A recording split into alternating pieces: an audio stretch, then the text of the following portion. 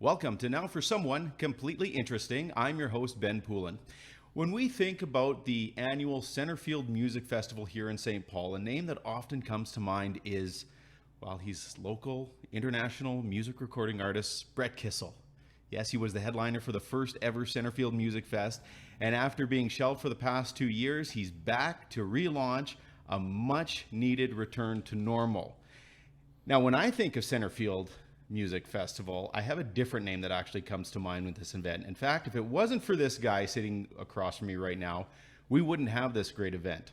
I've known Keynon Ternovoy here since I'd say high school through some mutual friends, and we've become friends over the years. And while Keynon also went through the same radio and television arts program at NAIT that I took, his career path ended up quite a bit different and obviously a lot more interesting, which is why he's here. He's a very busy guy this time of year, so thank you so much for slotting me into this schedule you have, because the Centerfield Music Festival is just around the corner here, so I definitely appreciate that. But welcome to Now for Someone Completely Interesting, Keynon Ternovoy. Well, thank you so much for the vaunted intro. I'm not sure how completely interesting we are, but no, it's a pleasure to hang with you and get to chat again and to see you guys and be back in St. Paul, as we are now, I guess, 5 days away from the first show in 3 years. Yeah, so. No kidding. Obviously, we're going to talk about how this whole event came to be there, but let's go back in time a little bit. You grew up in St. Paul, or just outside of St. Paul at Lac Santé. Yep. So basically born and raised local.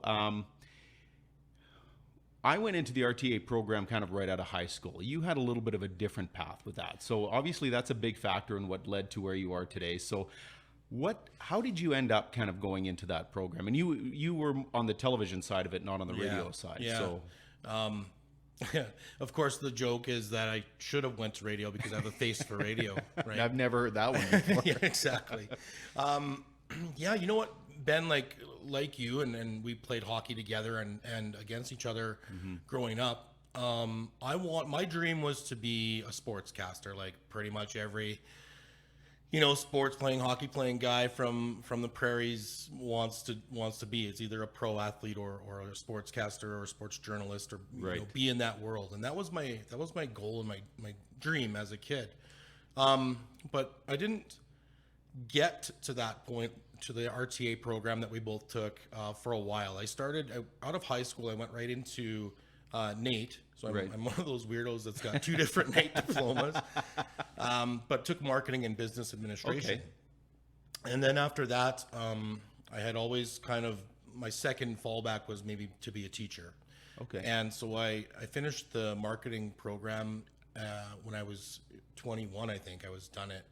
And then worked for a while in marketing, and actually worked locally again on a campaign when, I guess now it's 20 years ago, they were removing the railway line, right? And remember, it became the Riverland Recreational Trail System, right? Right. So I worked in on that campaign for the yes side, I guess we'll call it, in what at the time was a public plebiscite that, if you recall, had some heat to it because there was some landowner issues and it was a different kind of a scenario that the trail system folks were proposing and building, where, and understandably so, some of the landowners that had this trail now going through their land, they had concerns about safety and vandalism and whatnot. Anyway, it's turned out to be a wonderful thing, I think, for the community and all the communities. I think it goes for all the way to Heinsberg. Yeah.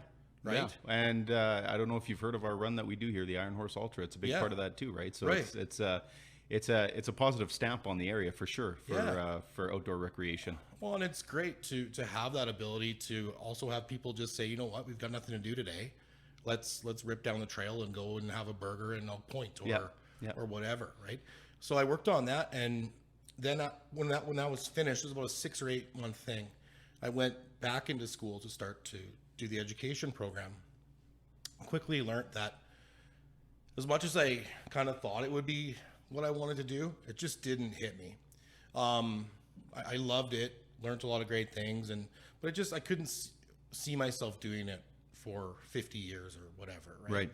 So decided at that point to just continue and finish an English literature degree. So that took me to Lethbridge, which is of course, noted for its wind, except as we sit here today, still windy here too. It's just how. Yeah. Yeah. Why we're inside, not outside. That's right. Yeah.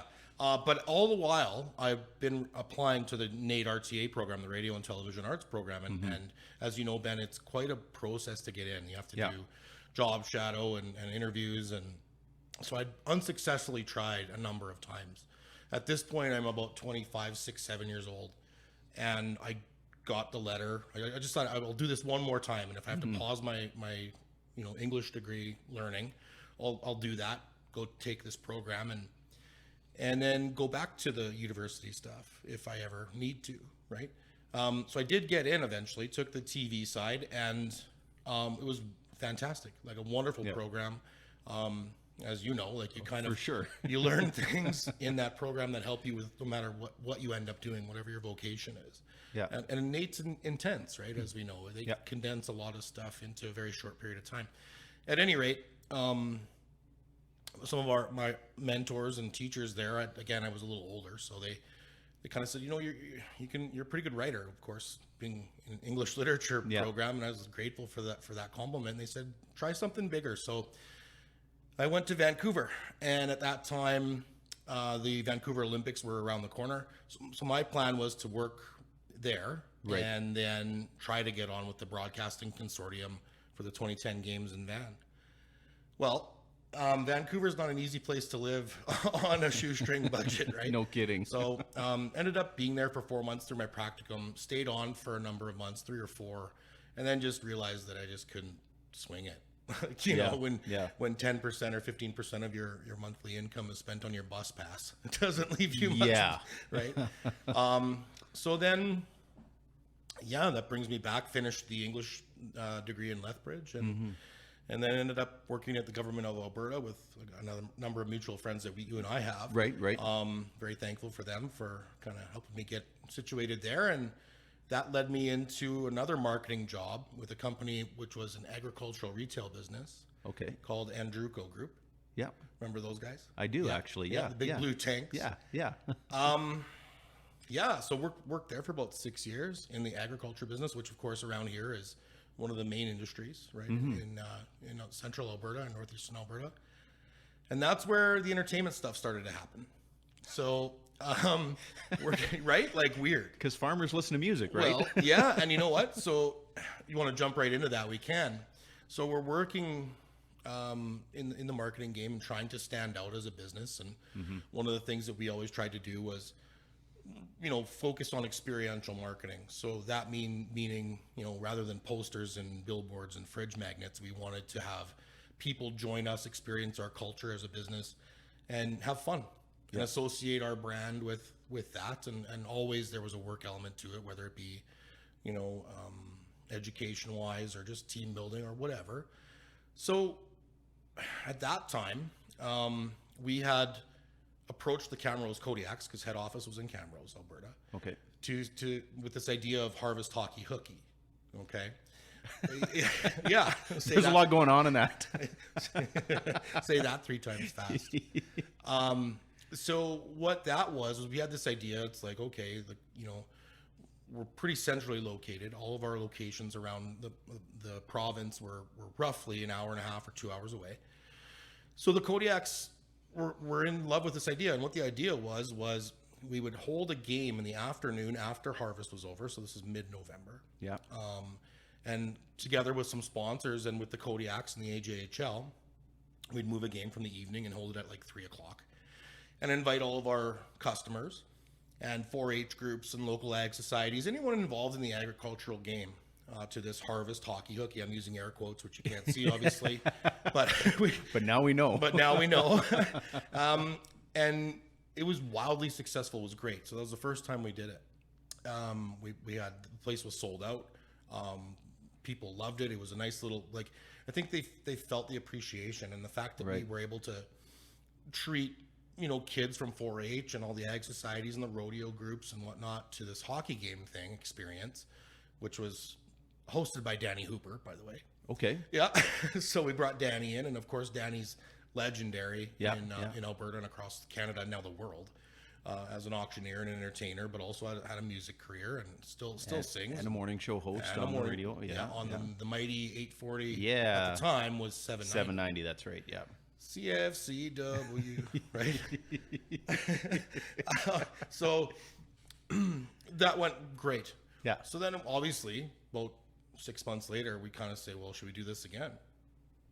The answer was a resounding yes, from our crew and the Kodiaks as well.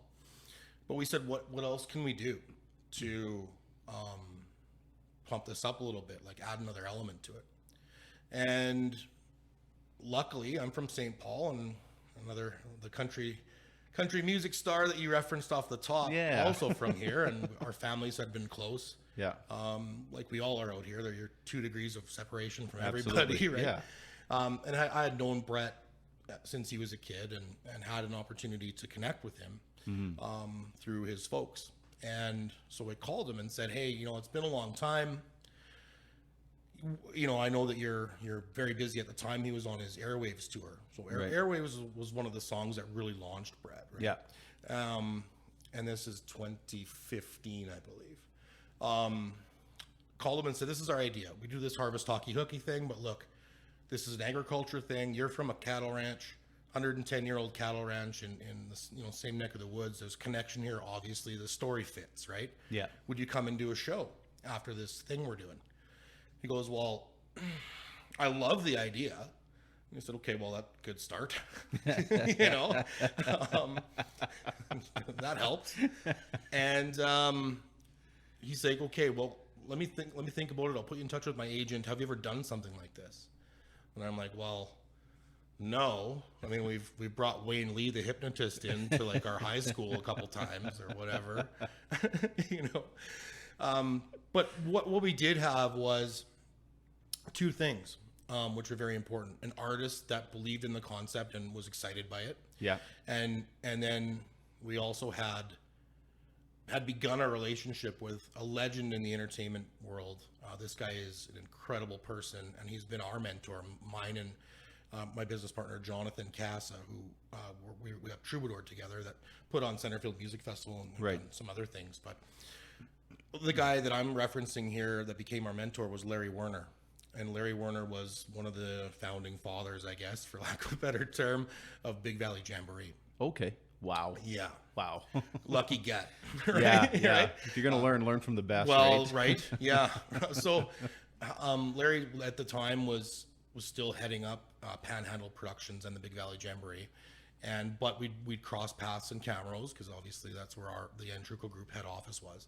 And Larry was there. So we got to know each other a little bit, and finally convinced him to come have a coffee with me. And I said, hey, Larry, like, this is our idea. I know I think he was at the first Harvest Hockey Hooky too, so he wasn't completely unaware of what we were trying to do. I said, hey, man, like, we want to put a concert on in the field house attached to the arena, like kind of a beer fest style concert. Yeah. With Kissel. He wants to do it. I think we can raise the money. Would you kind of lead the charge with us? Could we hire you to consult and help us do this? So he's like, yeah, absolutely. I love this. It sounds great. So we do this. We line up the funding and had some sponsors in place, which of course, to do these shows, I'm sure we'll talk about it in terms of Centerfield, but they don't happen without support like that, right? Right. There's incredible costs and work and effort and people that need to go in. It takes a village, right? Yeah. But it also takes some cash. Yeah. So we were able to raise that through some great sponsors locally and nationally. Had that all in place. So launched the show, Harvest Hockey Hooky 2, with a concert by Brett Kissel. But what we did with the funding we were able to secure, and our whole goal again was for people to come and enjoy this event, but also celebrate their successes, or maybe what might for some people have been a hard year in the field or whatever. But that was the whole focus, is like, let's come together and celebrate and be together, because farming's tough. Yeah, well, yeah. Yeah. We're able to keep the ticket really cheap, and we sold it out in like 3 hours.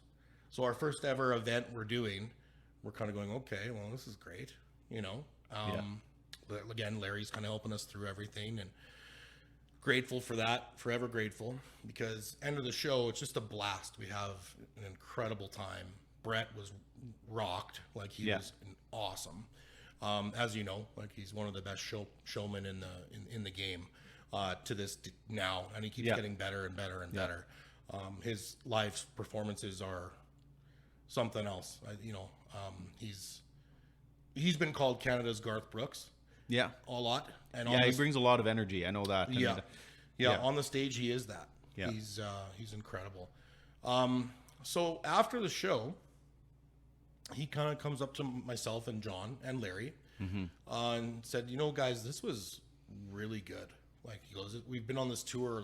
This was one of the last shows. And he's like, we call it T-ball. When everything just fits perfectly and the place is buzzing, this was T-ball. I'm really impressed, and I'm really happy and glad that you asked me to do this. I feel great about it. At that point, I said, well, that's really interesting because I have another idea. And he said, okay, what's that? I said, well, I want to talk to you about it in person. He goes, okay, we're in November. He's like, I got to finish this tour. Then I'm going to take some time off at Christmas, be with my family, and just chill. But let's get together after Christmas. And so, okay, cool. A couple months go by. Kind of had, I don't want to say forgotten about it, because his idea has been brewing for a long time. But just we're on to other things. And all of a sudden I get this text, and it's from Brett Kissel. And I go, okay, that's good. And well, from there, we decide to meet at Joey Tomatoes. I think it was still called Joey Tomatoes in Edmonton. Okay. Sit down and catch up and have a whiskey or two and talk about this idea. Well, take a guess what the idea was, right?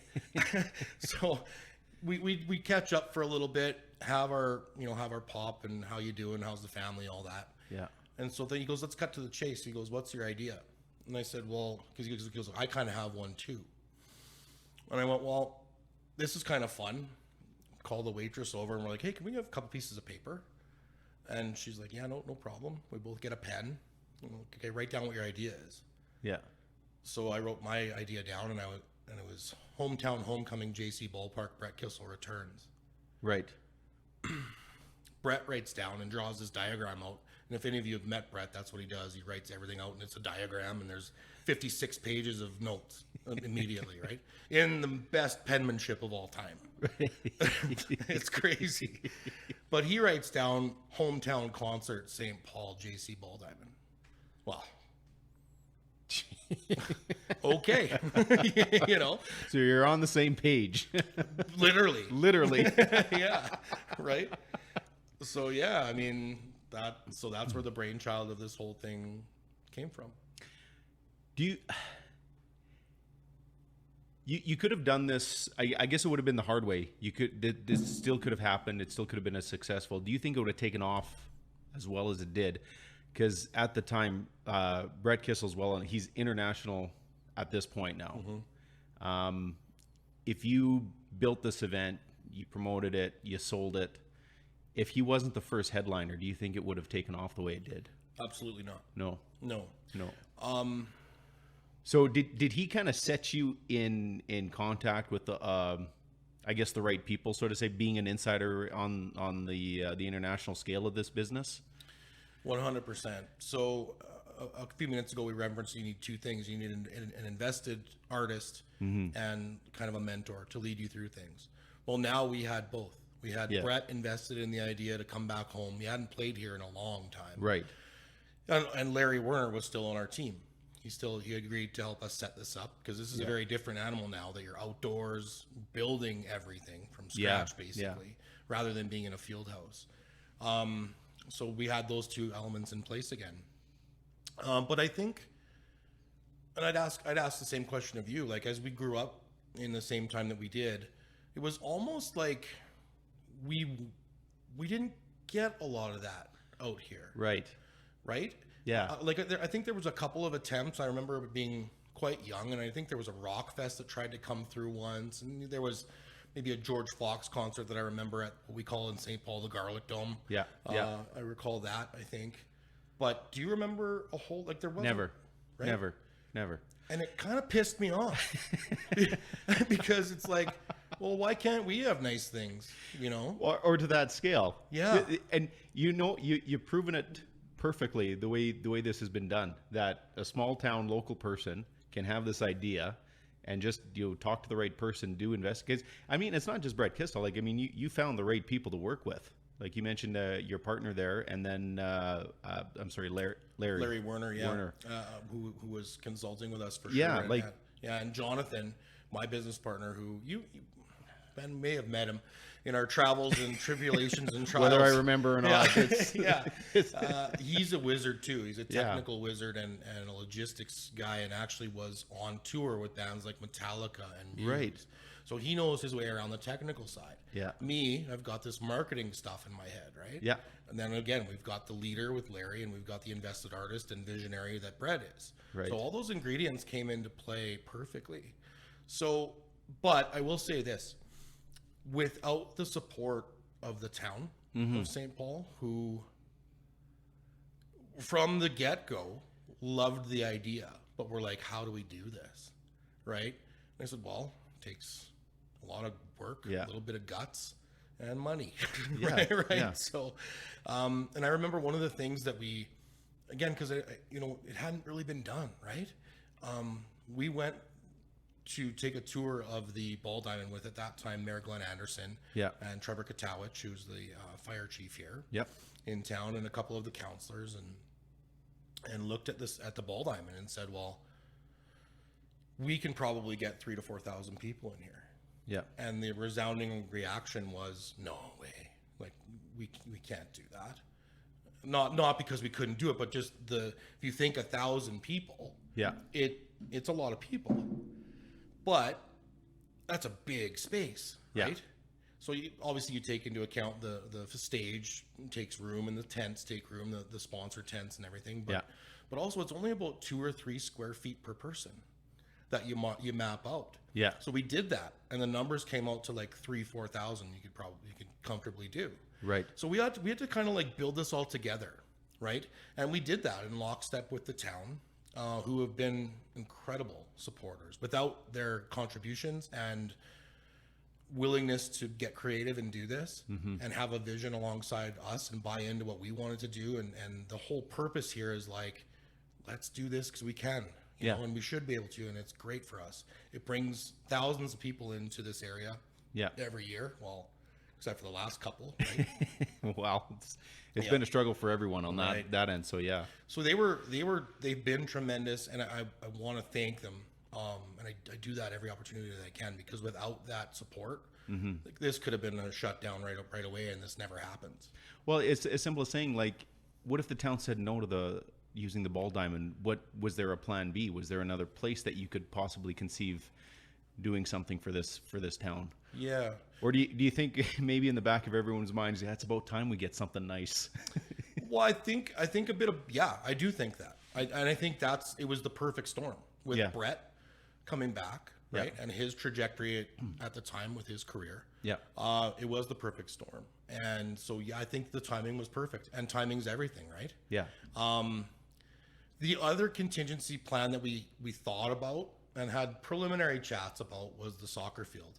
Okay. Which is on the northeast side of town. That's right. Yeah. But like, a soccer pitch is pretty delicate.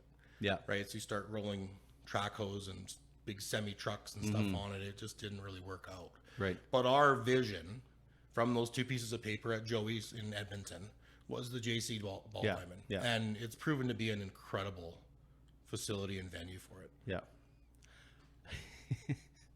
I'm just thinking that, when you talk about the cooperation and stuff, I got my wife just sitting here in the same room, and she works with the library, which from day one, it caused havoc in that sense. But I think everybody realized what the benefit was to having all these vehicles rolling into town. In fact, you talk about how long it had been since Brett Kissel had performed. I feel like the last time he had been in St. Paul prior to that was 2008, when at the time when I was working at the local radio station here, we would bring in either stand-up comics or some sort of a musician to play during rodeo weekend. And that was actually my last year in broadcasting, the last time I worked during that radio, and Brett Kissel was so that's the opportunity I had to meet him. First time I met him, he was climbing on the roof of the rec center through a... Yeah, he still does that stuff. He's got this insane childish curiosity about everything. No. Yeah, you nailed it. Yep. Yeah. There's something I can climb. I'm going to do that. Yeah. He comes down. His manager at the time introduces me. He's like, "Have you ever been up here?" He's like, "Dude, I've never been in this part of the building before. We're in kind of like the utility room of the rec center there." But yeah, it was. I think when this whole concept became public, I was like, finally, we have something like this, and just to prove that, I think the small town does have what it takes with the right mix of people and the right idea, right? So hats off to you guys for doing that, because I mean, essentially it's not like you took his idea or vice versa. You just simply had the same idea, and we're kind of in sync with that. So I guess congratulations to you guys for bringing this. Well, we should be thanking, really. Like it's a phenomenal event. The whole, it brings people in, but it really brings the whole town together, because there are people there that are, it's like a reunion for a lot of people. Yeah. So that's important too, and I think it's going to be probably more important now than ever with this event coming up. So that's what we're hearing, and that's what we certainly hope. I mean, it is exactly that. And that's one of the things that when we walk around the venue while the concerts are happening or in between shows or whatever, it hits me in the heart. Yeah. I get kind of choked up about it in a good way, because people thank you, because it's like, I saw people that I haven't seen for so long, or you know, the connections are reformed. It's not just the performers' homecoming. It's the people coming to watch them. There's people that have been out of the area for 10, 15 years coming back, and they're all meeting together, and it's not like they plan it. It just happens. Yeah. And there's tons of stories like that. So that's incredible. Yeah, it's really special. Were you ever worried over the last, sorry, this just popped in my head, over the last 2 years that this wouldn't be able to be resurrected in a sense? Because so many things have gone with this whole, I don't even want to say the word anymore, but there was that pandemic we had to deal with. Yeah, the C word. Yeah. So was there ever any worry that too much time had gone by, or did you always feel that, I guess it's the same as starting from square one, except you still have the game plan in place? Yes, the answer is yes and no, I guess. So at the time that thing hit us, thank you. we had already been on sale and had sponsorships in place, which again, I've focused on the town of St. Paul and Brett, but without the sponsorship and support of many businesses around here, including MCS Net has been our title sponsor since day one, Northern Source Rentals, without their blood, sweat, and gears, we wouldn't be able to put this thing on with generators and fast fence, and they've been incredible. Other partners, and I won't list them all, but I will list the ones that have been there since day one. MCS Net as a presenter, the town obviously, Northern Source Rentals, World Financial Group through Riel and Claudette Michaud, who are also from here and have built a very successful business. The Can Alta Group with the hotel here in town. They've been pillars of this event, and I think they, should also pat themselves on the back, and thank you for giving me the opportunity to mention them too. But back to the path here about that thing, and we'd already been on sale, so it already sold, not for long, already sold about 800 tickets at the time, and had all the agreements in place. And it gets hard because we'd already done some deposits, and we'd done some marketing expenditure and some sunk costs, right? So I was like, well, what do we do? So we talked to everybody and said, well, we're going to do this show. Come hell or high water, whenever we can. It might look a little different. Yeah. Or it might be smaller in scale or something, but we have commitments to you and to the ticket buyer to do this show. So we're going to do it. Would you can we all just press pause? Yeah. And then whenever the world gets normal again, we'll fire it up, and whoever it is, because things have changed. Yeah. It's going to be, but we commit to this. It's going to be one hell of a show. Brett is going to come back. It's always been the plan. Brett was always year 5. Yeah. Brett would come back. Everyone was right on board. Again, it takes a village, right? Yeah. So we've kind of been simpatico, and we've been very lucky for that all the way through. And then when it rolled over another time, again, you kind of go like, this sucks to have to go through this again. But for the most part, everybody's been like, we're there with you, man. Yeah. We don't like this either, but we'll stick it out. And whenever we get to come together again and celebrate, we will. So you always have a fear that things aren't going to be the way that they were, right? Yeah. That was when you said we're at the beginning of this long diatribe. I'm taking you down here. Were you afraid, or was it a little bit of a concern? Yeah, because you don't know what it's going to look like on the other side of this. And I'll tell you that it's been different. Yeah. We're all accustomed to a different kind of way of life now, right? But I do believe that at the end of the day, in 5 days, we're going to see a number of thousand people laughing, smiling, singing, drinking, dancing, all safely, and not driving home after, by the way, wink.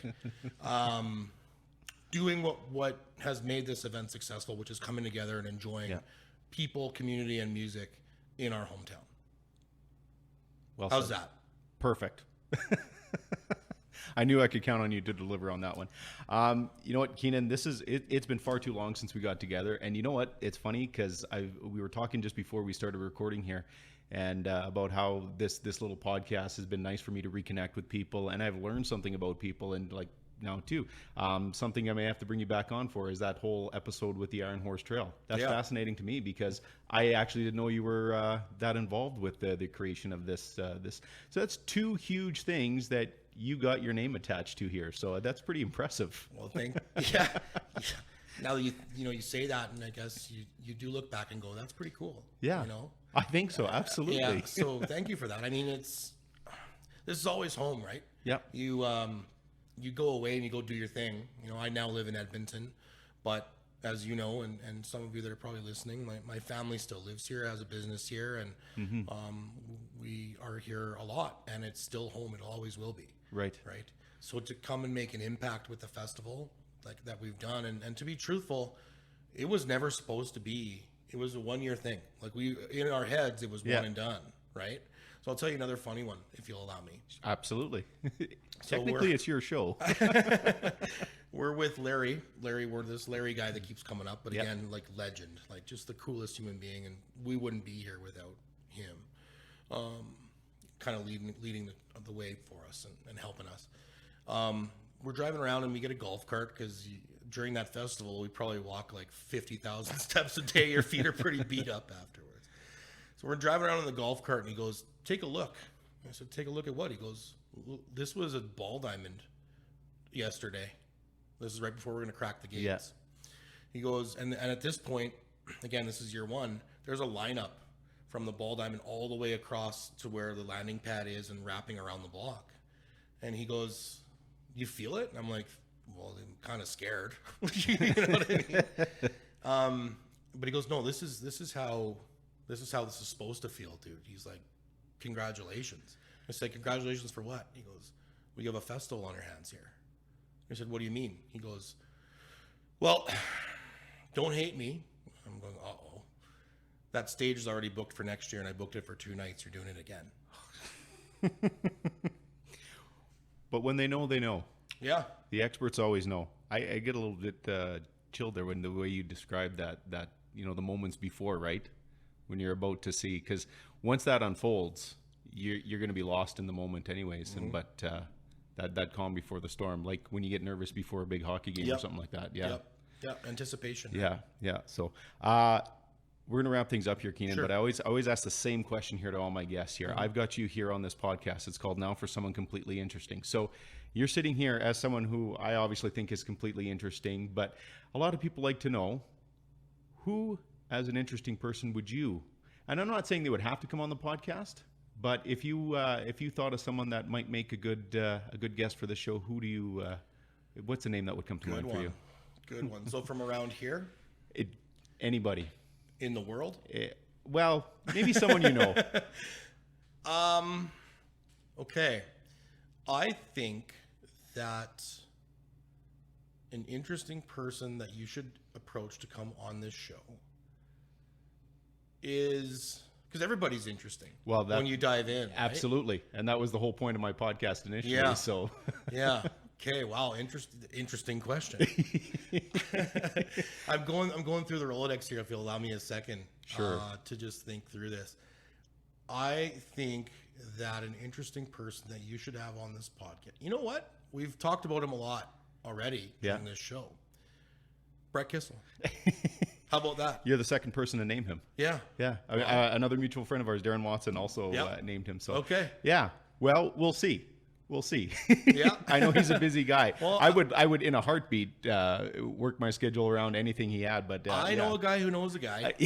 I'm sure you do. How about this? How about this? And I don't think we should make a promise. Let's not do that. Sure. Well, let's say if all the stars aligned in 5 days, when that particular human being is in town, Sure. maybe we can set something up. You know what? I would be forever in your debt if you did that. Let's see what we can do.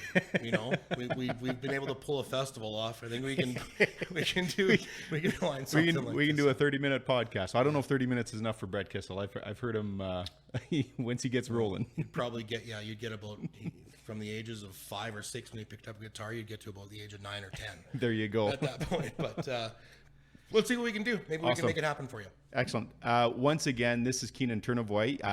If you can at all find a ticket or something, some way to be a part of, it's called Centerfield Music Festival. You can find out more information. You've got Instagram. It's at Centerfield Fest.